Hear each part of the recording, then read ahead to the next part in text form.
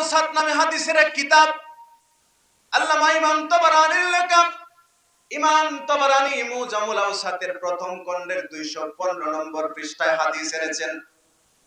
আল্লাহর রাসূলের সাহাবী হযরত জাবের রাদিয়াল্লাহু আনহু বলতেছেন, লাম্মা ইফতাতাহান নবী সাল্লাল্লাহু আলাইহি ওয়াসাল্লাম মক্কা ইস্তাকবালাহা বিওয়াজহিহি। হযরত জাবের রাদিয়াল্লাহু আনহু বলেন, আল্লাহর রাসূল সাল্লাল্লাহু আলাইহি ওয়াসাল্লাম যখন মক্কা বিজয় করলেন, আমি রাসূলের দিকে তাকায়া দেখলাম আল্লাহর রাসূল কাবা ঘরের দিকে তাকায়া ফিরলেন, কাবা ঘরের দিকে ফিরলেন। কাবা ঘরের দিকে তাকায়া আল্লাহর রাসূল ডাক দিয়া বলে, রে কাবা, তোমার মর্যাদা কতই না মহান। এরপরেও শুনে রাখো, একজন মুসলমানের মর্যাদা আল্লাহ রাব্বুল আলামিনের কাছে তোমার চেয়ে অনেক বেশি। সুবহানাল্লাহ। কাবা ঘরের চাইতেও একজন মুসলমানের মর্যাদা আল্লাহ রাব্বুল আলামিনের কাছে অনেক বেশি। এই হাদিস বর্ণনা করেছেন হযরত জাবের রাদিয়াল্লাহু তাআলা। আরেক হাদিসের ভিতরে এসেছে, ওই হাদিসটা বর্ণনা করেছেন আল্লাহর রাসূলের আপন চাচাতো ভাই হযরত ইবনে আব্বাস রাদিয়াল্লাহু তাআলা। ওই হাদিস বর্ণনা করেছেন। শুআবুল ঈমান নামে হাদিসের এক কিতাব আছে, ওই কিতাবে ইমাম বাইহাকী হাদিসটা আনছেন 6706 নম্বর হাদিস।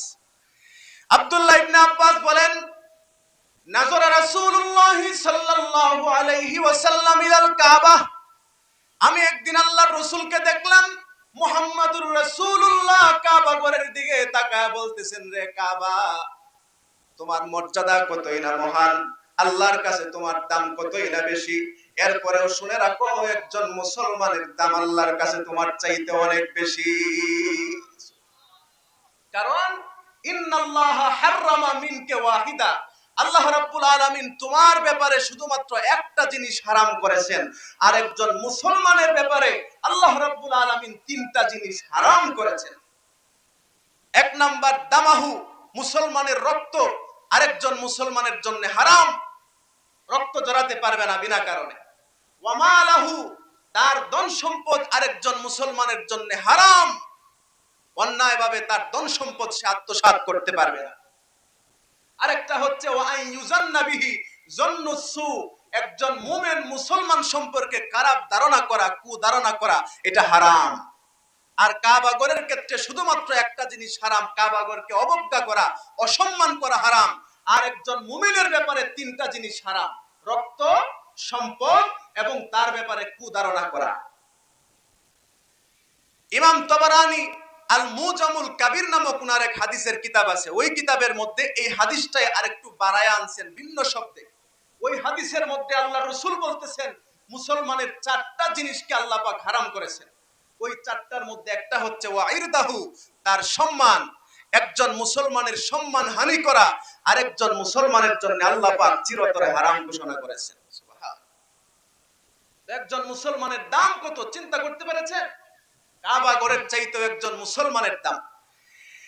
এজন্য আল্লামা হুসাইন ইবনে ইয়াহইয়া আয-জিন্দাবিস্তি আল-হানাফি রাহমাতুল্লাহ আলাইহি তার বিখ্যাত কিতাব রাউজাতুল উলামা ওয়া নুজহাতুল ফুদালা নামক কিতাবের মধ্যে হাদিস এনেছেন। একদিন হযরত আব্দুল্লাহ ইবনে আব্বাস রাদিয়াল্লাহু তাআলা আনহু কাবা ঘরের দেওয়ালের সাথে হেলান দিয়া দাঁড়ায় রইছেন। কাবা ঘরের দেওয়ালের সাথে হেলান দিয়া দাঁড়ানো অবস্থায় আব্দুল্লাহ ইবনে আব্বাস রাদিয়াল্লাহু আনহু বলেন, রে কাবা, লাউ হাদামতুকা সাবআ মাররাতিন কানা আহাব্বা ইলাইয়া মিন আন উজিয়া মুমিনা। রে কাবা, একজন মুসলমানকে একটা বার কষ্ট দেওয়ার চাইতে তুমি কাবাকে 7 বার ধ্বংস করে দেওয়া আমার কাছে অধিক প্রিয়। সুবহান। এত দাম একজন মুসলমানের, একজন মুমিনের। এরপরেও একজন মুসলমান আরেকজন মুসলমানের ইজ্জতের হানি করতে, তার রক্ত জড়াতে, তার ধন সম্পদ আত্মসাৎ করতে, তার সম্পর্কে খারাপ ধারণা করতে, কুৎসা রটাতে এক মুহূর্ত চিন্তা করে না, ঠিক কিনা বলেন? অথচ একজন মুসলমানের দাম কাবা ঘরের চাইতেও আল্লাহর কাছে অনেক বেশি। তো আল্লাহ রাব্বুল আলামিন সেই মুসলমান হিসেবে আমাদেরকে কবুল করেছেন। এজন্য আমরা আরেকবার পড়ি আলহামদুলিল্লাহ। একজন মানুষকে যদি আল্লাহ রাব্বুল আলামিন কিয়ামত পর্যন্ত হায়াত দিয়া দেয়, আর ওই মানুষটা যদি আল্লাহ পাকের এই নিয়ামতের শুকরিয়া আদায় করে যে আল্লাহ পাক তাকে বিনা দরখাস্তে মুসলমান বানাইছেন, এই নিয়ামতের শুকরিয়া আদায় করে সে শেষ করতে পারবে না। সুবহানাল্লাহ।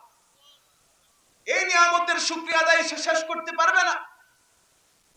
আল্লামা নুরুদ্দিন হাইসামি রহমাতুল্লাহ আলাই মাজমাউজ জাওয়াইদ নামে উনার এক কিতাব আছে হাদিসের। ওই কিতাবের মধ্যে একটা হাদিস তিনবার আনছেন।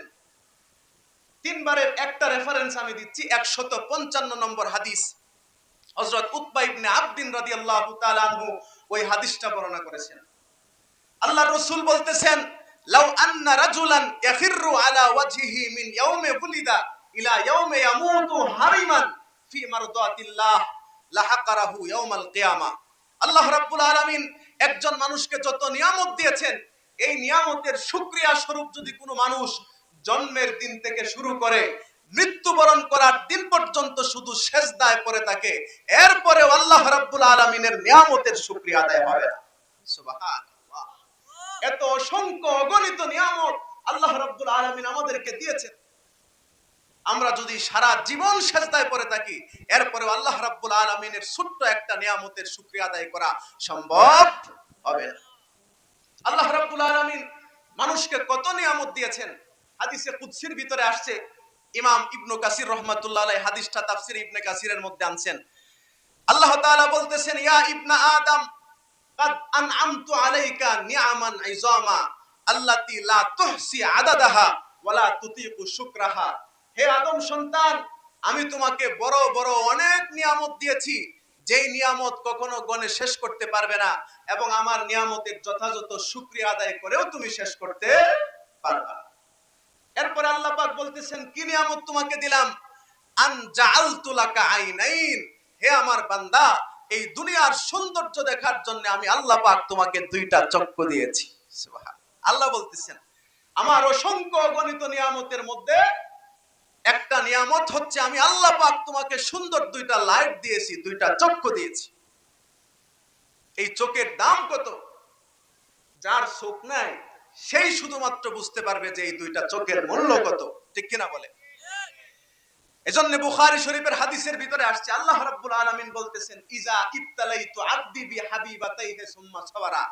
যদি আমি কোনো সময় আমার কোনো বান্দার দুইটা চোখের আলোর মাধ্যমে আমি তাকে পরীক্ষা করি, মানে কখনো যদি তাকে অন্ধ বানায় দেই, এরপরে সে যদি ধৈর্য ধারণ করতে পারে, তাহলে এই দুইটা চোখের বিনিময়ে আমি আল্লাহ রাব্বুল আলামিন তাকে জান্নাত দিয়ে দেব। এত দাম এইটা দুইটা চোখের। আল্লাহ রাব্বুল আলামিন যে আমাদেরকে দুইটা লাইট দিয়েছেন, দুইটা চক্ষু দিয়েছেন, কিয়ামত পর্যন্ত হায়াত পাইলেও আমরা এই দুইটা নিয়ামতের শুকরিয়া আদায় করেই শেষ করতে পারবো না। একটা হাদিস মনে পড়ছে, আপনাদেরকে বলবো। আপনাদের খারাপ লাগতেছে? কিছুক্ষণ বলি। একটা হাদিস, ইমাম জাকিউদ্দিন ইবনু জাকিউদ্দিন আল মুনজিরি রহমাতুল্লাহ আলাইহি, ওনার বিখ্যাত একটা হাদিসের কিতাব আছে, আত-তারগীব ওয়াত তারহিব। এই কিতাবের চতুর্থ খণ্ডে উনি এই হাদিসটা আনছেন। ইমাম হাকিম উনার বিখ্যাত হাদিসের কিতাব মুস্তাদরাক আলা সহিহাইন এই হাদিসটা আনছেন। হযরত জাবের রাদিয়াল্লাহু আনহু হাদিসটা বর্ণনা করতেছেন।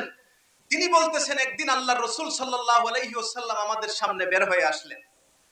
রাসূল আয়েশা বলতেছেন, হে আমার সাহাবীরা, এই মাত্র আমার কাছ থেকে জিবরাইল বিদায় নিয়েছে। কিছুক্ষণ আগেই জিবরাইল আমার কাছে ছিল, এই মাত্র আল্লাহর কাছে চলে গিয়েছে। যাওয়ার সময় জিবরাইল আমাকে একটা ঘটনা শোনায় গেছে। জিবরাইল বলে গেছে, হে মুহাম্মদ, আমি আপনার ওই রবের কসম করছি যে রব আপনাকে সত্য ধর্ম দিয়া পৃথিবীতে পাঠাইছেন। ইন্না লিল্লাহি আবদান মিন ইবাদিহি আবাদাল্লাহ 500 সানা। হে মুহাম্মদুর রাসূলুল্লাহ, এই পৃথিবীতে আল্লাহ রাব্বুল আলামিনের এমন একটা বান্দা আছে, যেই বান্দা একাধারে 500 বছর পর্যন্ত আল্লাহর ইবাদত করেছে।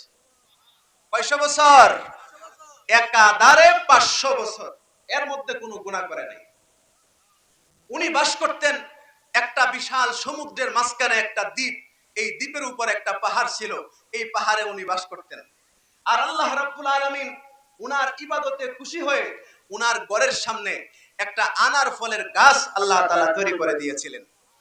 প্রত্যেকদিন সন্ধ্যাবেলায় উনি উনার ঘর থেকে বের হইতেন, ওযু করতেন, একটা আনার ফল খাইতেন, এরপরে আবার উনার ঘরে চলে যাইতেন, আবার ইবাদতের মধ্যে উনি লিপ্ত হয়ে যেতেন। এইভাবে কয়শো বছর ইবাদত করেছে? 500 বছর। উনার যখন মৃত্যুর সময় হলো, উনি যখন বুঝতে পারছেন আর বেশি দিন পৃথিবীতে থাকবেন না, তখন আল্লাহর কাছে একটা আবদার করলেন। বললেন, আল্লাহ, তোমার কাছে আমার একটা আবদার আছে। আল্লাহ পাক বললেন, তোমার কি আবদার বলো, আমি পূরণ করব। ভাই আল্লাহ, তোমার কাছে আমার আবদার হচ্ছে, আমার যখন মৃত্যু হবে তখন আমার মৃত্যুটা তুমি সেজদা অবস্থায় দিও। এটা আবদার। শুধু সেজদা অবস্থায় দিলে হবে না, কিয়ামত পর্যন্ত আমার লাশটাকে সেজদা অবস্থায় রেখে দিবা। আর মাটি এবং মাটির পোকামাকড় যারা আছে সবার জন্য আমার লাশটাকে খাওয়া হারাম করে দিবা। যেদিন ইসরাফিল আলাইহিস সালাম মানুষকে উত্তোলন করার জন্য সিংহায় ফুৎকার দিবেন, সেই দিন যেন আমি সেজদা অবস্থা থেকে তোমার কাছে আমি দাঁড়াতে পারি, এটা তোমার কাছে আমার আবদার। আল্লাহ রাব্বুল আলামিন বললেন, যাও, তোমার আবদার কবুল করলাম। হযরত জিবরাইল আলাইহিস সালাম বলতেছে, হে রাসূল, এই লোকটার মৃত্যু আল্লাহ পাক সেজদা অবস্থায় দিয়েছেন, এখনো তার লাশটা ওই পাহাড়ের মধ্যে আছে সেজদা অবস্থায়। আমরা আসমানের ফেরেশতারা যখন প্রত্যেকদিন দুনিয়াতে আসি তার লাশের পাশ দিয়ে আসি, আর যখন দুনিয়া থেকে আসমানে যাই তার লাশের পাশ দিয়ে আমরা আসমানে যাই। আল্লাহ রাব্বুল আলামিন আমাদেরকে জানিয়ে দিয়েছেন, যখন কিয়ামতের ময়দান কায়েম হয়ে যাবে, সমস্ত মানুষেরা যখন আল্লাহর সামনে হিসাবের জন্য দাঁড়ায় যাবে, তখন আল্লাহ রাব্বুল আলামিন এই বান্দাকে ডেকে আল্লাহর সামনে আনবেন। সামনে এনে আল্লাহ পাক কোনো কিছু বলবেন না, ডাইরেক্ট ফেরেশতাদেরকে আল্লাহ রাব্বুল আলামিন আদেশ করবেন, আদখিলু আবদিয়াল জান্নাতা বিরাহমাতি, আমার এই বান্দাকে আমার দয়ায়, আমার রহমতে এই মুহূর্তে জান্নাতের ভিতরে প্রবেশ করাও। জান্নাতের ফয়সালা হয়ে গেছে, কিন্তু ওই বান্দা আল্লাহর সামনে দাঁড়ায় একটু পণ্ডিতি করবে। আল্লাহ বলছেন, আমার দয়ায় জান্নাতে যাও। উনি বলবেন, রাব্বি বালবি আমালি, আমি আজকে তোমার দয়ায় জান্নাতে যেতে চাই না। আমি যে 500 বছর ইবাদত করেছি, কিয়ামত পর্যন্ত সেজদা অবস্থায় পড়ে রয়েছি, এই বিশাল আমলের বিনিময়ে তুমি আজকে আমাকে জান্নাত দাও। আল্লাহ কিচ্ছু বলবেন না, আবার ফেরেশতাদেরকে বলবেন, আদখিলু আবদিয়াল জান্নাতা বিরাহমাতি, আমার এই বান্দাকে আমার দয়ায় জান্নাতে প্রবেশ করাও। বান্দা জান্নাতে যাইতে চাইবে না, আল্লাহর সামনে দাঁড়ায় একই কথা বলবে। দুইবার বলার পরে আল্লাহ রাব্বুল আলামিন ফেরেশতাদেরকে বলবেন, হে আমার ফেরেশতারা, এই বান্দার 500 বছর ইবাদত আর আমি তাকে যত নিয়ামত দিয়েছিলাম, এই নিয়ামতের মধ্যে তুলনা করো। দেখো, আমার নিয়ামতের মূল্য বেশি হয় না তার ইবাদতের মূল্য বেশি হয়। আল্লাহর রাসূল বলতেছেন, তখন ফেরেশতারা পরিমাপ করা শুরু করবে। পরিমাপ করতে করতে দেখা যাবে তার 500 বছরের ইবাদতের দ্বারা আল্লাহ রাব্বুল আলামিন যে তাকে দুইটা চক্ষু দিয়েছেন, এই দুইটা চক্ষুর নিয়ামতের শুকরিয়ায় আদায় হয় না। অন্যান্য অঙ্গ প্রত্যঙ্গ তো সব বাকি আছে। আমার বন্ধুগণ, আল্লাহর রাসূল বলেন, এরপরে আল্লাহ রাব্বুল আলামিন ফেরেশতাদেরকে আবার আদেশ করবেন যে, আমার ফেরেশতারা, আদখিলু আবদিয়ান নার, আমার এই বান্দাকে এখন জাহান্নামের দিকে নিয়ে যাও। আল্লাহ রাসূল বলেন, ফায়ুজাররু ইলান নার, ওই বান্দা জাহান্নামের দিকে যাইতে চাইবে না। তখন আল্লাহর ফেরেশতারা তাকে টানতে টানতে জাহান্নামের দিকে নিয়ে যাওয়া শুরু করবে। তখন ওই বান্দা বারবার আল্লাহর দিকে ফিরে তাকাতে থাকবে আর বলবে, রব্বি আদখিলনি বিরহমাতিকাল জান্নাহ, আল্লাহ আমি আর কোনো কথা বলবো না, তুমি দয়া করে তোমার দয়ায় আমাকে আবার জান্নাতের মেহমান বানায়া দাও। আমার বন্ধুগণ, আল্লাহর রাসূল বলেন, এরপরে আল্লাহ পাক বলবেন, ও আমার ফেরেশতারা, ওই বান্দাকে আমার সামনে নিয়ে আসো। আল্লাহ রাব্বুল আলামিনের অর্ডার পাওয়ার পরে ফেরেশতারা ওই বান্দাকে আল্লাহর সামনে এনে দাঁড় করাবে। আল্লাহ পাক জিজ্ঞেস করবেন, মান খালাকাকা ওয়া লাম তাকু শাইআ, হে বান্দা এবার বল, তুই তো এক সময় কিছুই ছিলে না, এমন অস্তিত্বহীন অবস্থা থেকে তোরে কে সৃষ্টি করেছিল? বান্দা ডাক দিয়া বলবে, আনতা ইয়া রাব্বি, আল্লাহ তুমি আমাকে সৃষ্টি করেছিলা। এবার আল্লাহ রাব্বুল আলামিন বান্দাকে আবার প্রশ্ন করবেন, বান্দারে, মান কাওয়াকা লিইবাদাতি 500 সানা, 500 বছর ইবাদত করার তৌফিক ক্ষমতা তোমাকে কে দিয়েছিল বলো? বান্দা এবার বলবে, আনতা ইয়া রাব্বি, আল্লাহ আমার কোনো ক্ষমতা ছিল না, তুমিই ক্ষমতা দিয়েছিলা। এরপর আল্লাহ রাব্বুল আলামিন আবার বলবেন, বান্দা আমার, ওই বিশাল পাহাড়ের মধ্যে 500 বছর পর্যন্ত একটা আনার ফল প্রত্যেকদিন কাওয়া কাওয়া তোমাকে কে বাঁচায় রাখছিল? বান্দা বলবে আল্লাহ তুমি আমাকে বাঁচায় রাখছিলা। এরপরে আল্লাহ রাব্বুল আলামিন আবার প্রশ্ন করবে বান্দারে, সেজদা অবস্থায় কে মৃত্যু দিয়েছিল? বান্দা বলবে আল্লাহ তুমি দিয়েছিলা। আল্লাহ আবার প্রশ্ন করবে সেজদার থেকে কিয়ামতের ময়দানে তোমাকে কে উত্তোলন করেছিল? বলবে আল্লাহ আপনি করেছেন। আল্লাহ রাব্বুল আলামিন বলবে বান্দারে ফাযালিকা বিরহমাতি, এই প্রত্যেকটা কাজই আমার রহমতের কারণে আমি করেছি, আর আজকের দিনে আমার রহমতের কারণেই তোমাকে আমি জান্নাতের মেহমান হিসেবে ঘোষণা করে দিলাম। যাও জান্নাতে চলে যাও। কি বুঝতে পারলেন? কিয়ামতের ময়দানে আমলের হিসাব দিয়া, আমলের মাধ্যমে জান্নাতে যাওয়া সম্ভব হবে? হবে না। আমার মুসলমান ভাইরা, মাজমাউজ যাওয়াইদ ওয়া মানবাউল ফাওয়াইদ নামক কিতাবের ভিতরে আল্লামা নুরউদ্দিন হায়সামী রাহমাতুল্লাহ আলাইহি হাদিস এনেছেন 18368 নম্বর হাদিস। হযরতে আবু সাঈদ খুদরি রাদিয়াল্লাহু তাআলা আনহু হাদিসটি বর্ণনা করেছেন। আল্লাহর রাসূল বলেন লা ইয়াদখুলুল জান্নাতা আহাদুন ইল্লা বিরহমাতিল্লাহ, এই পৃথিবীর কোন মানুষই কিয়ামতের ময়দানে আল্লাহর রহমত ছাড়া জান্নাতে যেতে পারবে না। এই কথা শোনার সাথে সাথে সাহাবায়ে কেরাম জিজ্ঞেস করলেন ইয়া রাসূলুল্লাহ ওয়ালা আনতা, আপনিও কি আমলের মাধ্যমে জান্নাতে যেতে পারবেন না? আল্লাহর রাসূল বললেন ও আমার সাহাবীরা শুনে রাখো, ওয়ালা আনা ইল্লা আইয়াতাগাম্মাদানি আল্লাহ। ও আমার সাহাবীরা, কিয়ামতের ময়দানে যদি আল্লাহ পাক তার দয়ার চাদর তারা আমাকে আবৃত না করেন, আমি বিশ্ব নবীও আমার আমলের মাধ্যমে জান্নাতে যেতে পারবো না। আল্লাহর রাসূল যদি যাইতে না পারেন আমলের মাধ্যমে, আপনি টুটাফাটা সিরা কিছু আমল দ্বারা কি জান্নাতে যেতে পারবেন? কখনোই সম্ভব না। এজন্য আল্লাহর রাসূল সাল্লাল্লাহু আলাইহি ওয়াসাল্লাম আরেক হাদিসের ভিতরে ইরশাদ করতেছেন, বুখারী শরীফের ভিতরে হাদিসটা দুইবার এসেছে, 6464 এবং 6467 নম্বর হাদিস। মুসলিম শরীফ একবার এসেছে, 2818 নম্বর হাদিস। হযরতে আয়েশা রাদিয়াল্লাহু তাআলা আনহা বর্ণনা করতেছেন, আল্লাহর রাসূল বলেন লা ইউদখিলা আহাদান আল জান্নাতা আমালুহু, এই পৃথিবীর কোন মানুষকে তার আমল জান্নাতে পৌঁছাতে পারবে না। আমলের মাধ্যমে কেউ জান্নাতে যেতে পারবে না। সাহাবায়ে কেরাম বলতেছে ইয়া রাসূলুল্লাহ আপনিও কি পারবেন না? আল্লাহ রাসূল বলতেছে আমিও পারবো না যদি আল্লাহ পাক আমাকে দয়া না করেন। এজন্য কিয়ামতের ময়দানে কোন মানুষকে যদি আল্লাহ পাক জিজ্ঞেস করেন, হিসাব চান, বান্দা এই কাজটা কেন করছিলে, ওই কাজটা কেন করো নাই, এই কথা যদি কাউকে বলে বসেন, নিশ্চিত ওই লোকটা জাহান্নামী হয়ে যাবে। কারণ হিসাব দিয়া কেউ জান্নাতে কিয়ামতের ময়দানে যাইতে পারবে না।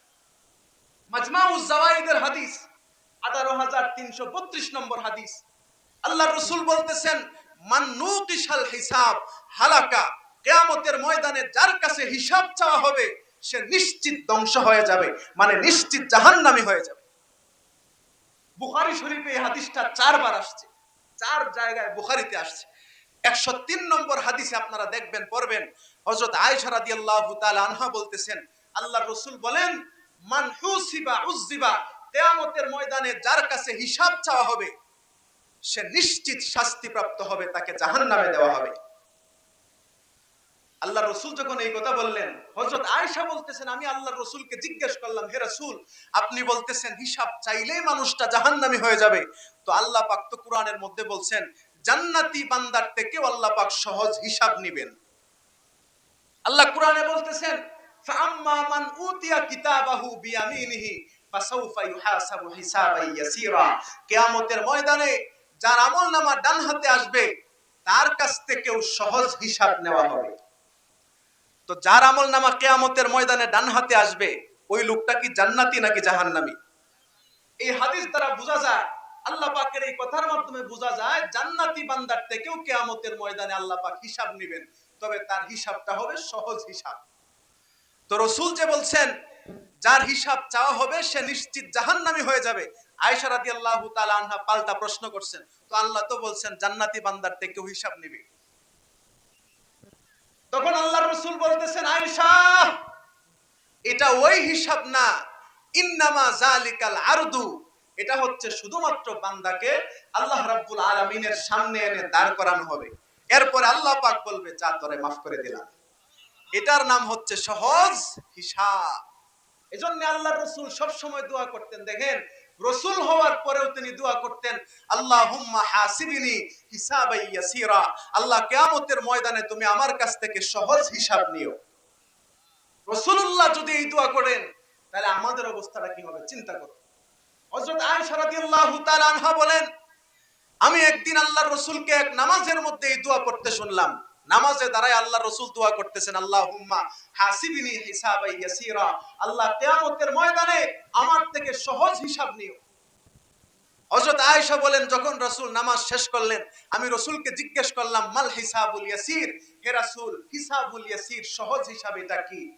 আল্লাহর রাসূল বলতেছেন, আইয়ানজুরা ফি কিতাবিহি ফায়াতাজাওয়াজা লাহু আনহু, কিয়ামতের ময়দানে আল্লাহ রাব্বুল আলামিন বান্দাকে ডেকে নিয়ে তার সামনে দাঁড় করাবেন এবং তার আমলনামার দিকে আল্লাহ পাক শুধু তাকাবেন, তাকায় বলবেন বান্দা তোরে মাফ করে দিলাম। এটার নাম হচ্ছে সহজ হিসাব। এজন্য কিয়ামতের ময়দানে আল্লাহ পাক যদি কারো কাছে হিসাব চায়, ওই লোকটা হিসাব দিয়া জান্নাতে যেতে পারবে না। আর আল্লাহ পাক আমাদেরকে যে অসংখ্য অগণিত নিয়ামত দান করেছেন, সেই নিয়ামত যদি কিয়ামতের ময়দানে আমাদের সামনে এসে খাড়া হয়ে যায়, যে আমাকে যে দুনিয়াতে তোমরা বুক করেছো এটার মূল্য দিয়ে যাও, কোন মানুষ আল্লাহ রাব্বুল আলামিনের ছোট্ট একটা নিয়ামতের মূল্য দিয়া জান্নাত পর্যন্ত যেতে পারবে না। মাজমাউজ জাওয়াইদে আল্লামা নুরউদ্দিন হায়সামি হাদিস এনেছেন, হাদিস নাম্বার 18376। হযরত আনাস রাদিয়াল্লাহু তাআলা আনহু বর্ণনা করতেছেন, আল্লাহর রাসূল সাল্লাল্লাহু আলাইহি ওয়াসাল্লাম বলেন, ইখরাজু লিবনে আদম ইয়াউমাল কিয়ামাতি সালাসাতু দাওয়াবিন, আল্লাহর রাসূল বলেন কিয়ামতের ময়দানে প্রত্যেকটা আদম সন্তানের জন্য তিনটা করে আমলনামা বের করা হবে। কয়টা আমলনামা? এতদিন কয়টা শুনছেন? একটা শুনছেন, ঠিক না?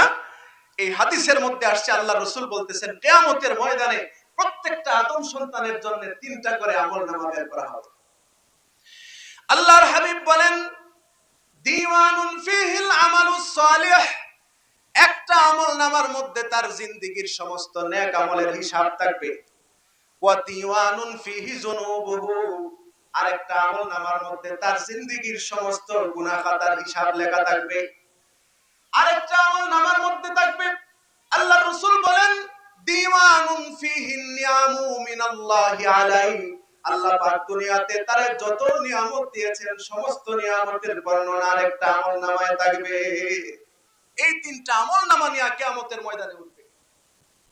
আল্লাহ রাসূল বলেন, উঠার পরে আল্লাহ রাব্বুল আলামিন ছোট্ট একটা নিয়ামতকে লক্ষ্য করে বলবেন, খুজি সামানাকি মিন আমালিহি সালিহ, তার নেক আমল থেকে নেক আমল নিয়ে তুমি তোমার মূল্য পরিশোধ করো, মূল্য নিয়ে যাও।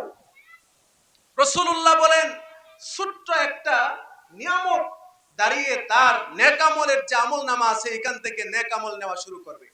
দেখা যাবে এক পর্যায়ে নিতে নিতে তার জিন্দেগীর সমস্ত নেক আমলই সে নিয়ে গেছে। তার নেক আমলের আমলনামায় আর কোনো নেক আমল নাই, সব নিয়ে গেছে আল্লাহ পাকের ছোট্ট একটা নিয়ামত।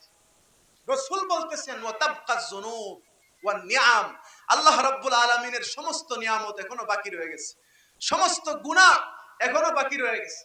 একটা নিয়ামতে তার জিন্দেগীর সমস্ত নেক আমল নিয়ে গেছে। এখন কি করবে? আমার বন্ধুগণ, হতাশ হওয়ার কোনো কারণ নাই। আল্লাহর রাসূল সাল্লাল্লাহু আলাইহি ওয়াসাল্লাম বলতেছেন, আল্লাহ পাক যদি ওই কিয়ামতের ময়দানে কোন বান্দার উপরে দয়া করতে চান, তাহলে ওই বান্দাকে লক্ষ্য করে আল্লাহ পাক বলবেন, ও আমার বান্দা, কাদ তুআফতু হাসানাতিক, তোর জিন্দেগীর সমস্ত নেক আমল আমি আল্লাহ বহু গুণে বাড়ায়া দিলাম, বহু গুণ বাড়ায়া দিলাম। ওয়া তাজাওয়াজতু লাকা আন সাইয়্যাতিক, তোমার জিন্দেগীর সমস্ত গুনাহ খাতা আমি আল্লাহ মাফ করে দিলাম। ওয়া ওয়াহাবতু লাকা নিয়ামাতি, আর আমার নিয়ামত সবকিছু আমি আল্লাহ পাক তোমাকে দান করে দিলাম, যাও জান্নাতে চলে যাও। আর এক হাদিসের মধ্যে আসছে একই ধরনের হাদিস, আল্লাহর রাসূল বলতেছেন, ওই হাদিসটা 4টা কিতাবের মধ্যে আমি পাইছি। মাজমাউজ জাওয়াইদে আসছে, আল মুজামুল আওসাতে ইমাম তাবরানী আনছেন, আল মাজমাউল বাহরাইন নামক কিতাবেও আল্লামা নুরউদ্দিন হাইসামি আনছেন, আত তারগিব ওয়াত তারহিবের মধ্যে ইমাম মুনজিরি হাদিসটা আনছেন। আল্লাহর রাসূল সাল্লাল্লাহু আলাইহি সাল্লামের দরবারে একবার হাবশা থেকে, আবিসিনিয়া থেকে অত্যন্ত কালো একজন মানুষ আল্লাহর রাসূলের দরবারে এসে উপস্থিত হলেন। তার চেহারা অত্যন্ত কালো। আয়েশা বলতেছে, ইয়া রাসূলুল্লাহ ফুদ্দিলতুম আলাইনা বিল আলওয়ানি ওয়ান নবুওয়া, হে রাসূল, আল্লাহ রাব্বুল আলামিন আপনাদেরকে দুইটা জিনিসের মাধ্যমে শ্রেষ্ঠত্ব দিয়েছেন, একটা হচ্ছে নবুওয়াত আর একটা হচ্ছে গায়ের রং। আল্লাহ তাআলা আপনাদেরকে সুন্দর বানাইছেন আর আমাদেরকে কালো বানাইছেন। এরপরে আপনাদেরকে আল্লাহ তাআলা নবুয়ত দিয়েছেন, যা আমাদেরকে আল্লাহ পাক দেন নাই। হে রাসূল, আফারাআইতা ইন আমানতু বিমিসলি মা আমানতা বিহি ওয়া আমিলতু বিমিসলি মা আমিলতা বিহি ইন্নী লাকাইনুম মাআকা ফিল জান্নাহ। হে রাসূল, আপনি কি মনে করেন আমি যদি আপনার ঈমানের মতো ঈমান আনি, আপনি যেমন আমল করেন আমি যদি তেমন আমল করি, আমি কি আপনার সাথে জান্নাতে থাকতে পারবো? আমি তো কালো মানুষ, পারবো কি আপনার সাথে জান্নাতে থাকতে? আমার বন্ধুগণ, এই প্রশ্ন শোনার সাথে সাথে আল্লাহর হাবিব সাল্লাল্লাহু আলাইহি ওয়াসাল্লাম বললেন, কেন পারবা না? অবশ্যই পারবা।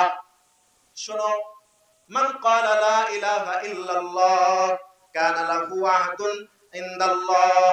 কেউ যদি একবার লা ইলাহা ইল্লাল্লাহ এই কালেমার ঘোষণা করে, তাহলে তার এবং আল্লাহর মাঝে একটা চুক্তি হয়ে যায়। ওই চুক্তিটা হচ্ছে আল্লাহ রাব্বুল আলামিন কিয়ামতে তাকে জাহান্নামে দিবেন না। কালো হইছো দেখে কি হইছে? যদি ঈমান আনো, আমার সাথে জান্নাতে যেতে পারবা। এরপরে আল্লাহর রাসূল বলেন, ওয়ামান ক্বালা সুবহানাল্লাহ কাতাবাল্লাহু লাহু মিয়াতা আলফি হাসানা। আল্লাহর রাসূল বলেন, কেউ যদি এই দুনিয়ায় বসে একবার সুবহানাল্লাহ বলে, তাহলে আল্লাহ রাব্বুল আলামিন তার আমলনামায় 1 লক্ষ নেকি লিখে দেয়। একবার সুবহানাল্লাহ বললে কয় লাখ নেকি? 1 লক্ষ। এই সুসংবাদ শোনার সাথে সাথে সাহাবীরা বলতেছে, ফাকাইফা নাহলিকু বাদা হাযা। হে রাসূল, এত সুযোগ থাকার পরেও আমরা জাহান্নামে যাব কেমনে? জাহান্নামে যাওয়ার তার সুযোগই নাই। একবার লা ইলাহা ইল্লাল্লাহ বললে যদি আল্লাহর সাথে চুক্তি হয়ে যায়, একবার সুবহানাল্লাহ বললে যদি আমলনামায় 1 লক্ষ নেকি দেওয়া হয়, তাহলে আমরা জাহান্নামে যাব কেমনে? সব তো জান্নাতে চলে যাব। আল্লাহর রাসূল বললেন, কেমনে জাহান্নামে যাইবা? শুনো। রাসূলুল্লাহ বলেন, আমি আল্লাহর নামের কসম করে বলতেছি, কিয়ামতের কঠিন ময়দানে এমন একজন ব্যক্তি বিশাল আমলের পাহাড় নিয়ে আল্লাহর দরবারে আসবে। রাসূলুল্লাহ বলেছেন, তার নেক আমলের পাল্লা এত ভারী হবে, নেক আমল এত বেশি হবে। রাসূল বলেন, লাউ ফুতিআ আলা জাবালিন লা আসকালাহু। তার বিশাল নেক আমলের পাল্লা এটা যদি একটা পাহাড়ের উপর রেখে দেওয়া হয়, পাহাড় এটা বহন করতে পারবে না। এত পরিমাণ নেক আমল নিয়ে আল্লাহর দরবারে উঠবে। উঠার পরে আল্লাহ রাব্বুল আলামিন তার ছোট্ট একটা নিয়ামতকে বলবেন, তুমি তোমার মূল্য নিয়ে যাও। ছোট্ট একটা নিয়ামত উঠে দাঁড়ায়া তার এই বিশাল নেক আমলের পাহাড় থেকে তার মূল্য নেওয়া শুরু করে দিবে। যখন মূল্য নিতে থাকবে, দেখা যাবে এক পর্যায়ে নিতে নিতে আল্লাহর রাসূল বলেন, ফাতাকাদু তাস্তানফিজু কুল্লাহ। দেখা যাবে তার সমস্ত নেক আমলেই একটা ছোট্ট নিয়ামতে নিয়ে গেছে। ওই সময় যদি আল্লাহ রাব্বুল আলামিন কারো উপরে দয়া না করেন, তাহলে একটা নিয়ামতেই তার জিন্দেগীর সমস্ত নেক আমল নিয়ে যাবে আর সে জাহান্নামী হয়ে যাবে। নাউজুবিল্লাহ। এতটুকু বলার পরেই আল্লাহর রাসূল সাল্লাল্লাহু আলাইহি ওয়াসাল্লামের উপরে আল্লাহর পক্ষ থেকে কোরআন নাজিল হওয়া শুরু হয়ে গেছে। বান্দার উপরে আল্লাহ পাক কি নিয়ামত দিয়েছেন, সেই নিয়ামতের বর্ণনা দিয়া কোরআনের আয়াত আল্লাহ পাক নাজিল করতেছেন। আল্লাহ রাব্বুল আলামিন বলেন, আয়াত নাজিল হইতেছে ওই সাহাবীর প্রশ্নের পরে, হাল আতা আলাল ইনসানি হিনুম মিনাদ দাহরি লাম ইয়াকুন শাইআম মাযকুরা ইন্না খালাকনাল ইনসানা মিন নুতফাতিন আমশাজিন নাবতালিহি ফাজআলনাহু সামিআম বাসীরা। আল্লাহ পাক বলতেছেন, হে পৃথিবীর মানুষেরা, চিন্তা করো, তোমাদের জীবনে কি এমন একটা সময় অতিবাহিত হয় নাই যখন তুমি কিছুই ছিলে না? এমন অবস্থা থেকে আমি আল্লাহ রাব্বুল আলামিন তোমাকে সৃষ্টি করলাম। কোত্থেকে সৃষ্টি করলাম? ইন্না খালাকনাল ইনসানা মিন নুতফাতিন আমশাজ, মিশ্রিত নুতফা থেকে আমি আল্লাহ পাক তোমাকে সৃষ্টি করলাম। স্বামীর শুক্রাণু আর স্ত্রীর ডিম্বাণু, এই দুইটার মিশ্রণ থেকে আমি আল্লাহ পাক তোমাকে সৃষ্টি করেছি। নাবতালিহি, এই দুনিয়াতে তোমাকে পরীক্ষা করার জন্য। এরপরে তোমাকে দুনিয়াতে আনলাম, তোমাকে দৃষ্টি শক্তি সম্পন্ন বানালাম, শ্রবণ শক্তি তোমাকে দিলাম। ইন্না হাদাইনাহু সাবিলা, এরপরে আমি তোমাকে জান্নাতের রাস্তা দেখায়া দিলাম। ইম্মা শাকিরা ওয়া ইম্মা কাফুর, এখন ইচ্ছে করলে আমার দেখানো পথে চলতে পারো, ইচ্ছে করলে কাফেরও হয়ে যেতে পারো। যদি কাফের হয়ে যাও তাহলে জেনে রাখো, ইন্না আতাদনা লিল কাফিরিনা সালাসিলা ওয়া আগলালা ওয়া সাইরা, নিশ্চয়ই কাফেরদের জন্য আমি আল্লাহ পাক প্রস্তুত করে রেখেছি শিকল, জিনজির প্রস্তুত করে রেখেছি, এবং তার জন্য প্রস্তুত করে রেখেছি বেরি, তার জন্য প্রস্তুত করে রেখেছি জাহান্নামের লেলিহান অগ্নি। এইভাবে আয়াত নাজিল হইতে হইতে এই সূরার 20 নম্বর আয়াত পর্যন্ত আল্লাহ পাক নাজিল করে দিলেন। 19 নম্বর আয়াতে আল্লাহ পাক বলতেছেন, জান্নাতের বর্ণনা দিতেছেন, রাসূলকে বলতেছেন, হে রাসূল, জান্নাতের মধ্যে জান্নাতি বান্দাদেরকে যেই খাদেমগুলো দেওয়া হবে, ইজা রাআইতাহুম হাসিবতাহুম লুলুআন মানসুরা, এই খাদেমগুলোকে যদি আপনি দেখতে পাইতেন, যখন আপনি তাদেরকে দেখবেন আপনার কাছে মনে হবে এক একটা খাদেম যেন এক একটা মণিমুক্তা। সুবহানাল্লাহ। এবং আপনি জান্নাতে যাওয়ার পরে আপনি দেখতে পাবেন বিশাল নিয়ামতের ভান্ডার, ওয়া মুলকান কাবীরা, বিশাল রাজত্ব আপনি দেখতে পাবেন।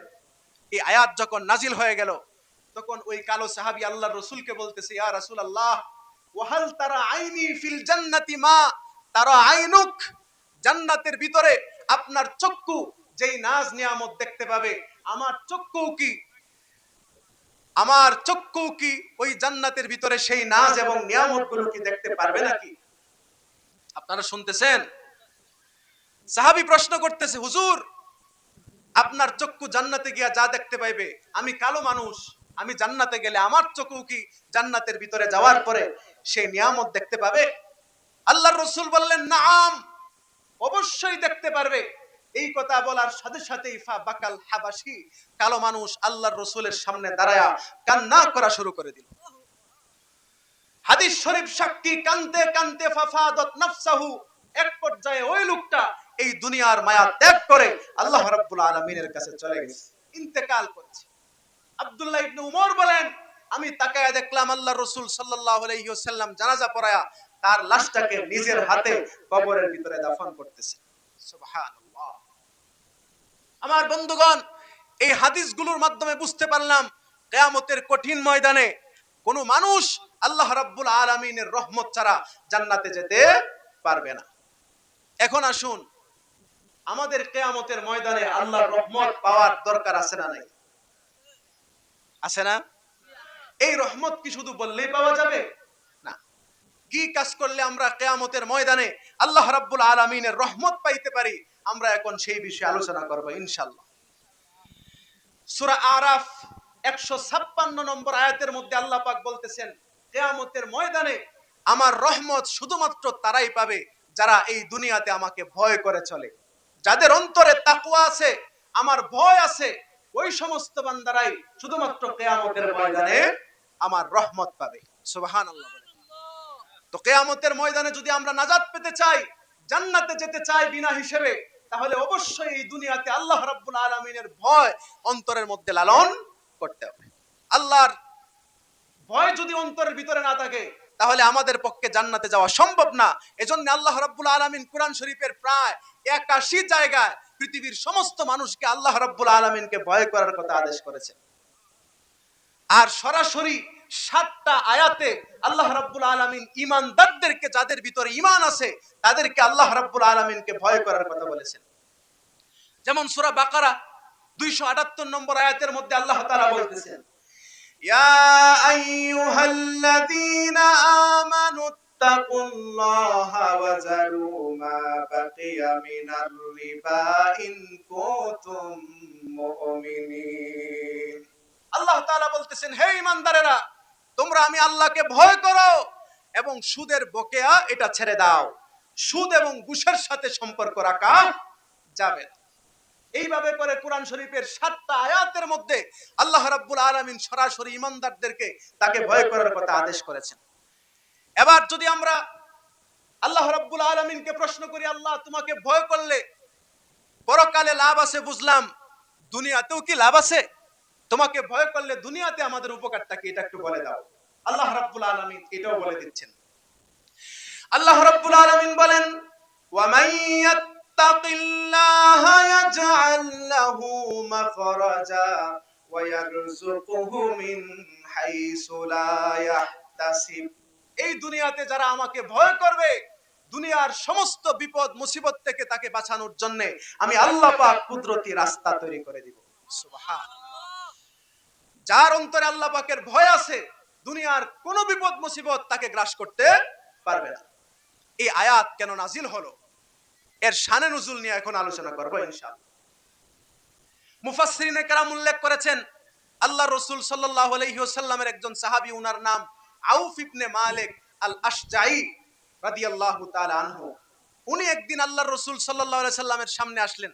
আয়েশা বলতেছেন, ইয়া রাসূলুল্লাহ, আমার ছেলে সালেম, একমাত্র ছেলে, তাকে কাফের মুশরিকরা বন্দী করে নিয়ে গেছে। অনেক দিন ধরে তাকে বন্দী করে রেখেছে, তাকে ছাড়তেছে না, আমাদের কাছে মুক্তিপণ দাবি করতেছে।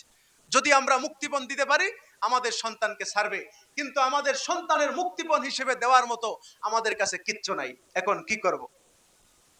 আল্লাহর রাসূল আউফ ইবনে মালিক রাদিয়াল্লাহু তাআলা আনহুকে 3টা উপদেশ দিলেন। 1 নাম্বার, ইসবির, তুমি ধৈর্য ধারণ করো। 2 নাম্বার, ওয়াত্তাকিল্লাহ, আল্লাহকে ভয় করো। 3 নাম্বার, বেশি বেশি লা হাওলা ওয়ালা কুওয়াতা ইল্লা বিল্লাহিল আলিয়্যিল আযীম, এই কালেমা পড়তে দাও।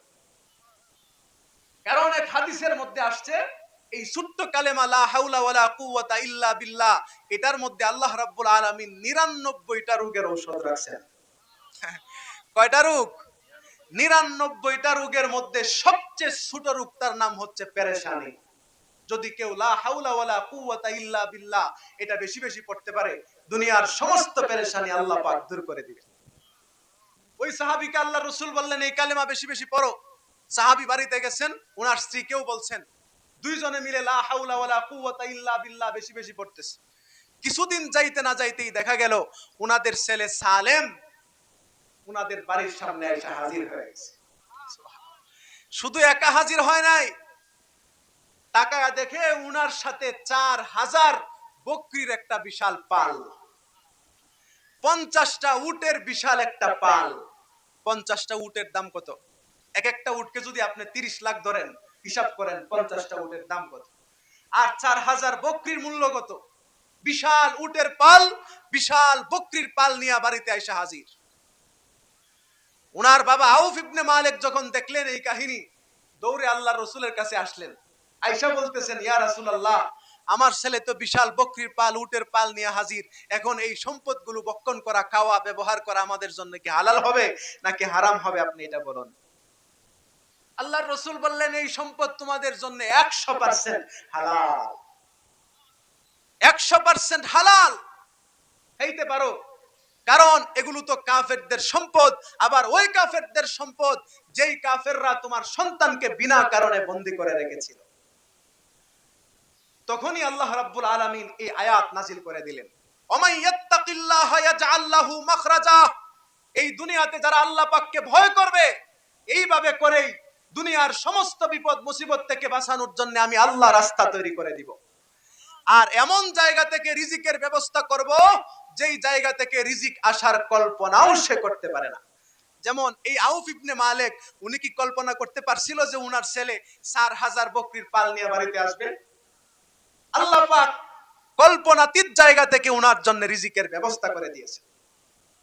ইমাম তবরানী আল মুজামুল কাবীরের মধ্যে হাদিস আনছেন, হযরত ইবনে আব্বাস রাদিয়াল্লাহু আনহু বলতেছেন, কেউ যদি কোন অত্যাচারী শাসকের সামনে দাঁড়ায়া আল্লাহ পাকের কোরআনের এই আয়াত তেলাওয়াত করে, অথবা সে যদি কখনো সমুদ্র পথে ভ্রমণ করে এবং সমুদ্রের মধ্যে যদি ঢেউ উঠে যায়, বিশাল তরঙ্গ যদি সৃষ্টি হয়, যেই তরঙ্গ তার জাহাজকে ডুবাইয়া দেওয়ার মতো হয়, এমন তরঙ্গের মধ্যে দাঁড়ায়া সে যদি ওমাইয়াত্তাকিল্লাহ ইয়াজআল লাহু মাখরাজা এই আয়াতটা তেলাওয়াত করতে পারে, অথবা কোন মানুষ যদি কোনো হিংস্র জন্তু জানোয়ারের সামনে পড়ে যায় আর হিংস্র জন্তু জানোয়ারের সামনে দাঁড়ায় যদি এই আয়াত পড়তে পারে, আল্লাহর রাসূল বললেন লাই ইয়াদুররাহু শাই, পৃথিবীর কোন জিনিসই তার কোনো ক্ষতি করতে পারবে না। এই আয়াতটা কি? ওমাইয়াত্তাকিল্লাহা ইয়াজআল লাহু মাখরাজা ওয়া ইয়ারযুকহু মিন হাইসু লা ইয়াহতাসিব। কোরআন শরীফের একটা সূরা, সূরা তালাক, এই তালাকের 2 নম্বর আয়াত হচ্ছে এটা। এই আয়াতের ব্যাখ্যা লিখতে গিয়ে ইমাম হুসাইন ইবনে ইয়াহইয়া আজ-জান্দাবিস্তি আল হানাফি রাহমাতুল্লাহ আলাইহি রওজাতুল উলামা নামক কিতাবের মধ্যে ঘটনা উল্লেখ করছেন। একবার এক সওদাগরি জাহাজ সমুদ্র পথে ভ্রমণ করতেছিল। জাহাজটা যখন সমুদ্রের কিনারা থেকে একটু দূরে এগুলো, তখন জাহাজের মধ্যে থাকা সমস্ত যাত্রীরা পানির মধ্য থেকে একটা আওয়াজ ভেসে আসতে শুনলো। কে যেন ডাক দিয়া বলতেছে, মাইয়ুতিনি আশারাতা আলাফি দিনারিন ওয়াল্লিমহু কালিমাতান আনতাফিউ বিহা। তোমাদের মধ্যে এমন কে আছো যে আমাকে 10,000 দিনার দান করবা? 10,000 দিনার দান করলে আমি তোমাকে এমন একটা আয়াত শিক্ষা দিব যে আয়াতের মাধ্যমে তুমি সামনে উপকৃত হবে। জাহাজের মধ্যে থাকা সমস্ত যাত্রীরা এই আওয়াজ শুনলো, কিন্তু কেউ 10,000 দিনার দিতে চাইল না। এই জাহাজের যাত্রীদের মধ্যে একটা যুবক ছিল, অল্প বয়সী একটা যুবক। এই যুবকের কাছে একটা পুটলি ছিল, এই পুটলির মধ্যে মাত্র 10,000 দিনারই ছিল। এই আওয়াজ শুনে বিশ্বাস করে তার পুটলিটা পানির মধ্যে ছেড়ে দিছে। যখন পানির মধ্যে ছেড়ে দিছে, তখন আবার পানির মধ্য থেকে আওয়াজ ভেসে আসলো, তুমি বেশি বেশি জাহাজের মধ্যে বৈশা ওমাইয়াত্তাকিল্লাহা ইয়াজআল লাহু মাখরাজা এই আয়াতটা পড়তে থাকো।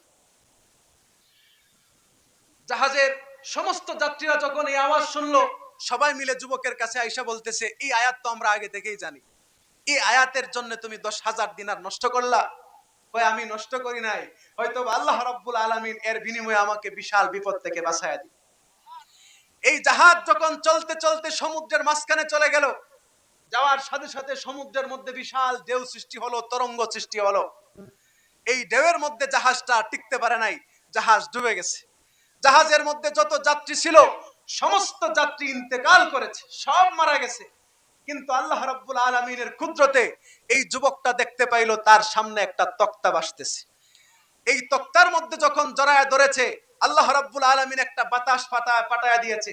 এই বাতাসটা এসে একটা জাপটি দিয়া এই তক্তা সহ এই যুবকটাকে সমুদ্রের তীরে ফেলে দিয়েছে। যখন সমুদ্রের তীরে ফেলে দিল, তখন এই যুবক রাস্তা দিয়ে হাঁটতেছে, সমুদ্রের পাড় দিয়ে হাঁটতেছে, হাঁটতে হাঁটতে একটু সামনে গিয়া দেখে একটা সুন্দর একটা ব্যাগ পরে রয়েছে। এই ব্যাগটাকে সাথে নিছে, ব্যাগটা সাথে নিয়ে আরেকটু সামনের দিকে যাইতেছে, যায় দেখে বিশাল সুন্দর এক রাজপ্রাসাদ। উনি মনে করছে এটা মানুষের প্রাসাদ, এখানে গেলে একটু আশ্রয় নেওয়া যাবে। এই প্রাসাদের উদ্দেশ্যে যখন যাত্রা করছেন, প্রাসাদের গেইটের কাছে গিয়া দেখে এই প্রাসাদের গেইটের মধ্যে অত্যন্ত সুন্দরী একটা যুবতী মেয়ে বসা। এই যুবতী মেয়েকে দেখে যুবতী মেয়ের কাছে গেলেন, গিয়া জিজ্ঞেস করলেন, হে যুবতী মেয়ে, একা একা তুমি এখানে কি করো, তোমার পরিচয় কি? তখন যুবতী মেয়ে বলতেছে, আমার পরিচয় হচ্ছে আমি একজন সওদাগরের মেয়ে, আমার বাবা বড় ব্যবসায়ী ছিল, আমার বাড়ি বসরাতে। একবার আমার বাবা আমাকে নিয়ে সমুদ্র পথে ভ্রমণ করতেছিল, জাহাজ যখন এই সমুদ্রের মাঝখানে আসছে, ঢেউ সৃষ্টি হয়েছে, জাহাজ টিকতে পারে নাই, জাহাজ ডুবে গেছে, সমস্ত মানুষ মারা গেছে, আমার বাবাও মারা গেছে, আর আল্লাহ রাব্বুল আলামিন তার কুদরতে আমাকে বাঁচায় রেখেছে। আমি যখন সমুদ্রের তীরে আসলাম, এইখান দিয়ে হেঁটে যাইতেছিলাম, এই প্রাসাদটা দেখতে পাইলাম, আশ্রয় নেওয়ার জন্য এই প্রাসাদের কাছে আসলাম। মনে করেছিলাম এখানে মানুষ আছে, কিন্তু আয়সা দেখলাম এখানে মানুষেরা বাস করে না, এখানে বিশাল বড় দেও দানব শয়তানেরা বাস করে। আমি এখানে আসার পরে আমি এখানে আটকে গেলাম, আমি আর বের হয়ে যাইতে পারতেছি না, শয়তানরা আমাকে যেতে দেয় না। প্রত্যেক দিন সকালবেলা এই বিশাল রাজপ্রাসাদের মধ্য থেকে বিশাল বড় একটা দানব বের হয়ে আসে। এই দানবটা এসে আমার সামনে দাঁড়ায়া আমার দিকে কতক্ষণ এক নজরে তাকায়া থাকে, এরপরে আবার সে সমুদ্রের দিকে চলে যায়। এর কারণে আমি এখান থেকে বের হয়ে যাইতে পারতেছি। যুবতী মেয়ে এই যুবকের কাছে এই কাহিনী বলতেছে। ঠিক ওই সময় যুবক লোকটা তাকায় দেখে প্রাসাদের ভিতর থেকে বিশাল বড় একটা দানব, পাহাড়ের মতো বড় দানব বের হয়ে আস্তে আস্তে তার দিকে আসতেছে। যখন দানবটাকে তার দিকে আসতে দেখলো, এই যুবকটা সমুদ্রের মধ্যে শিখায় দেওয়া আয়াতটা তেলাওয়াত করতে শুরু করলো, ওমাই ইয়াত্তাকিল্লাহা ইয়াজআল লাহু মাখরাজা ওয়া ইয়ারযুকহু মিন হাইসু লা ইয়াহতাসিব। এই আয়াত যখন তেলাওয়াত করতেছে, উনি তাকায় দেখেন এই দানব সামনের দিকে আগাইতেছে আর বরফের মতো গলে গলে মাটির সাথে মিশে যাইতেছে। যুবক আয়াত পড়তে আছে, কিছুক্ষণ পড়ার পরে দেখে এক টুকরা বরফ একটু আগুনের কাছে নিলে যেইভাবে বরফটা গলে যায়, আল্লাহ পাকের আয়াতের তেজের কারণে ওই বিশাল দানবটা গলে একেবারে দোলার সাথে মিশে গেছে। এরপরে ওই যুবক ছেলে যুবতী মেয়েকে নিয়ে রওনা করছে বসরার দিকে, উনাকে বাড়িতে পৌঁছে দেওয়ার জন্য। গিয়া এই যুবতী মেয়ের পরিবার পরিজনকে খুঁজে বের করছে, আত্মীয় স্বজনের কাছে এই যুবতী মেয়েকে বুঝায় দিয়েছে। বুঝায় দেওয়ার পরে তাদের কাছ থেকে যখন বিদায় নিয়েছে, তখন আত্মীয় স্বজনরা মনে করলো যে এই যুবকটা আমাদের এই যুবতী মেয়েকে বাসায় আনলো, এই যুবকটাকে হাতছাড়া করা যায় না, তার সাথে আমাদের এই মেয়েকে বিবাহ দিয়া দেয়। তারা যখন সবাই যুবকের কাছে বিয়ের প্রস্তাব দিল, যুবক এক বাক্যে কবুল করে নিল। সুন্দরী যুবতী মেয়ের স্বামী হয়ে গেল। এরপরে এই যে উনি যখন সমুদ্রের পথ দিয়ে হাঁটতেছিলেন, একটা ব্যাগ পাইছিলেন, এই ব্যাগটা উনি খুললেন। খুলে দেখেন এই ব্যাগের মধ্যে অনেক মণিমুক্তা, এবং এই বিশাল মণিমুক্তার এক কোণে ছোট্ট একটা পুটলি। এই পুটলিটা হাতের মধ্যে নিয়ে দেখেন উনি যেই পুটলিটা সমুদ্রে ফেলেছিলেন ওই পুটলিটাই সেই পুটলি। সুবহানাল্লাহ। এবং খুলে দেখেন এর ভিতরে 10,000 দিনারই আছে, এক দিনারও কম নাই। সুবহান। এরপরে উনি বিশাল মণিমুক্তা নিয়ে বাজারে গেলেন। কিতাবের মধ্যে আসছে এই ব্যাগের মধ্যে থাকা মণিমুক্তা গুলো উনি বাজারে নিয়ে 2,20,000 দিরহাম দ্বারা বিক্রি করেছেন। সুবহান। আল্লাহ পাক বলতেছেন ওমাই ইয়াত্তাকিল্লাহ, যে ব্যক্তি আল্লাহকে ভয় করবে, ইয়াজআল লাহু মাখরাজা, আল্লাহ রাব্বুল আলামিন দুনিয়ার বিপদ মুসিবত থেকে তাকে বাঁচায়া দেওয়ার রাস্তা তৈরি করে দিবেন। ওয়া ইয়ারযুকহু মিন হাইসু লা ইয়াহতাসিব, যে আল্লাহকে ভয় করবে আল্লাহ পাক এমন জায়গা থেকে তার রিজিকের ব্যবস্থা করবেন যেই জায়গা থেকে রিজিক আসার কল্পনাও সে করতে পারে না। যেমন এই যুবক, সে কল্পনাও করতে পারে নাই এক সময় সুন্দরী রূপসী মেয়ের স্বামী হয়ে যাবে এবং 2,20,000 দিরহামের মালিক হয়ে যাবে, কল্পনাও করতে পারে নাই। এজন্য তাকওয়ার এক নাম্বার লাভ হবে যদি আপনার ভিতরে তাকওয়া আসে, আল্লাহ পাকের ভয় আসে, দুনিয়ার সমস্ত বিপদ মুসিবত থেকে আল্লাহ রাব্বুল আলামিন কুদরতিভাবে আপনাকে বাঁচায় দিবেন। তাকওয়ার 2 নাম্বার লাভ, যদি আপনার ভিতরে তাকওয়া আসে, আপনি যদি আল্লাহকে ভয় করতে পারেন, তাহলে আল্লাহ রাব্বুল আলামিন আপনাকে ভালোবাসা শুরু করে দিবেন। আর আল্লাহ রাব্বুল আলামিন যদি পৃথিবীর কোনো মানুষকে ভালোবাসেন, এই পৃথিবীর প্রত্যেকটা প্রাণী তাকে ভালোবাসতে বাধ্য হয়ে যায়। সুবহানাল্লাহ। ভিতরে তাকওয়া আসলে, আল্লাহ পাকের ভয় আসলে, আল্লাহ পাক কিভাবে মানুষকে ভালোবাসেন একটা ঘটনা বলি। ফুজাইল ইবনে ইয়াজ রাহমাতুল্লাহ আলাইহি, উনি এক সময় ডাকাত ছিলেন, ডাকাতি করতেন, কুখ্যাত ডাকাত ছিলেন। উনার নাম শোনার সাথে সাথে মানুষেরা ভয়ে কাঁপা শুরু করত। একবার এক কাফেলা এক রাস্তা দিয়া যাইতেছে, ওই কাফেলার মধ্যে সংবাদ আসলো, তোমরা যেই রাস্তা দিয়া যাইতেছো এই রাস্তার মোড়ে ফুজাইল ইবনে ইয়াজ নামক ডাকাত তার সাঙ্গপাঙ্গ নিয়ে অবস্থান করতেছে, চাইলেই তোমাদেরকে ধরবে আর সব নিয়ে যাবে। এই কাফেলার মধ্যে 3 জন আলেম ছিলেন।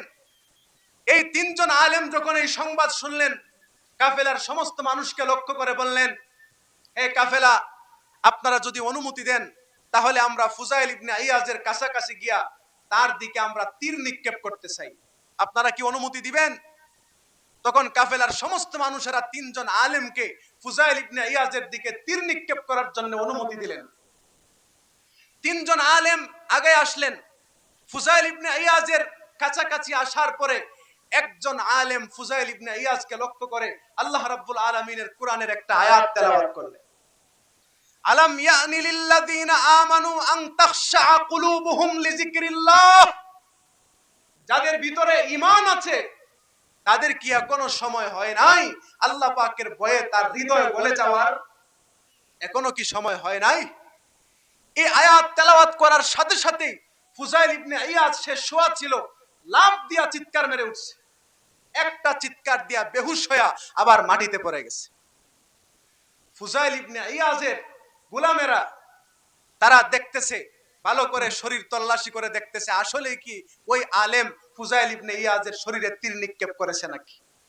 যখন তল্লাশি করতেছে ফুজাইল ইবনে ইয়াজের ঘুম ভেঙে গেল, সে তার হুঁশ ফিরে আসলো।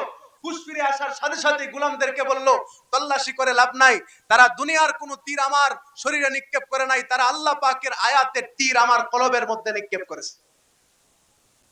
তখন তিনজন আলেমের দ্বিতীয় জন আলেম আবার সামনে চলে গেল, ফুজাইল ইবনে ইয়াজকে লক্ষ্য করে কোরআনের আরেকটা আয়াত তেলাওয়াত করল, ফাফিররু ইলাল্লাহ, হে পৃথিবীর অপরাধীরা তোমরা আল্লাহর দিকে দৌড়াও, আল্লাহর দিকে যাও। এই আয়াত যখন তেলাওয়াত করলেন, ফুজাইল ইবনে ইয়াজ আবার চিৎকার মেরে বেহুশ হয়ে জমিনে পড়ে গেছে। যখন জমিনে পড়ে গেছে, তারা তল্লাশি করতেছে তীর নিক্ষেপ করলো কিনা। ফুজাইল ইবনে ইয়াজ বলতেছে, দুনিয়ার কোনো তীর আমার শরীরে লাগে নাই, আয়াতের তীর লেগেছে।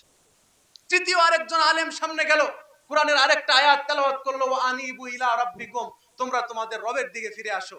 এই আয়াত শোনার সাথে সাথে ফুজাইল ইবনে ইয়াজ আবার বেহুশ হয়ে গেল। যখন হুশ ফিরে আসলো, গোলামদেরকে বলতেছে, তোমরা বাড়িতে চলে যাও, আমার মন পরিবর্তন হয়ে গেছে, আজকের থেকে আমি তওবা করলাম, আমার ভিতরে আল্লাহ পাকের ভয় ঢুকে গেছে, জীবনে আর কখনো আমি আর ডাকাতি করব না। সুবহানাল্লাহ। এরপরে ফুজাইল ইবনে ইয়াজ নিজের হাত দুইটা গাড়ির সাথে বেঁধে ওই সময়ের যিনি শাসক ছিলেন ওই শাসকের কাছে চলে গেছে, গিয়া বলতেছে, আমি বড় অপরাধী, জীবনে অনেক অপরাধ করেছি, 40 বছর পর্যন্ত ডাকাতি করেছি, এখন আমার ভিতরে আল্লাহ পাকের ভয় ঢুকছে, আপনি শরীয়ত অনুযায়ী আমার শাস্তির ব্যবস্থা করুন। তখন শাসক বলতেছে, যার অন্তরে গুনাহ করার পরে আল্লাহ পাকের ভয় ঢুকে যা, এই মানুষকে আমরা শাস্তি দিতে পারি না, আপনি আমাদের দরবার থেকে চলে যান। ফুজাইল ইবনে ইয়াজ এবার রওনা করছেন মক্কার উদ্দেশ্যে। মক্কার কাছাকাছি নাহরাওয়ান নামক জায়গায় যাওয়ার পরে দেখে ওই সময়ের বাদশাহ হারুনুর রশিদ বিশাল বাহিনী নিয়ে মক্কায় প্রবেশ করতেছে। দূর থেকেই বাদশাহ হারুনুর রশিদ ফুজাইল ইবনে ইয়াজকে লক্ষ্য করে বলতেছে, হে ফুজাইল ইবনে ইয়াজ, আমার কাছে আসো। আগের থেকে কোনো পরিচয় নাই, হঠাৎ করে ডাক দিয়া বলতেছে, ফুজাইল ইবনে ইয়াজ আমার কাছে আসো। ফুজাইল ইবনে ইয়াজ যখন ওনার কাছে গেলেন, তখন বলতেছেন, রে ফুজাইল, আজকে রাত্রিবেলায় আমি স্বপ্নে দেখলাম ফুজাইলের অন্তরে কে যেন ঘোষণা দিতেছে, ফুজাইলের অন্তরে আল্লাহ পাকের ভয় ঢুকে গেছে, এজন্য আল্লাহ রাব্বুল আলামিন আজকের থেকে তাকে ভালোবাসতে শুরু করেছে, সুতরাং তোমরাও তাকে ভালোবাসতে শুরু করো। সুবহানাল্লাহ। এবং বাদশাহ হারুনুর রশিদ উপস্থিত সমস্ত মানুষের মধ্যে ঘোষণা করলেন, তোমরাও আজকে থেকে ফুজাইল ইবনে ইয়াজকে ভালোবাসতে শুরু করো। সুবহান।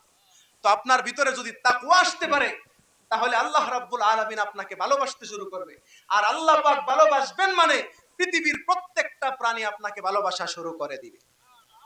আর কিয়ামতের কঠিন ময়দানে এই তাকওয়া ছাড়া জান্নাতে যাওয়া সম্ভব নয়। এজন্য আমাদের তাকওয়া অর্জন করতে হবে। যারা তাকওয়াবান মানুষ আছে, আল্লাহওয়ালা, মুত্তাকি, পরহেজগার আলেম ওলামা আসে, তাদের সংস্পর্শে যাইতে হবে, তাদের মজলিসে বসতে হবে, তাদের কথাবার্তা শুনতে হবে। এইভাবে আস্তে আস্তে আমাদের ভিতরে তাকওয়া আসতে থাকবে। আল্লাহ রাব্বুল আলামিন আমাদেরকে যথাযথভাবে আল্লাহকে ভয় করে আল্লাহ পাকের মুত্তাকি বান্দা হয়ে এই দুনিয়া থেকে বিদায় নেওয়ার তৌফিক দান করুক। আমরা সবাই বলি আমিন। ওয়া আখিরু দাওয়ানা আনিল হামদুলিল্লাহি রাব্বিল আলামিন। আসসালামু আলাইকুম ওয়া রাহমাতুল্লাহি ওয়া বারাকাতুহু।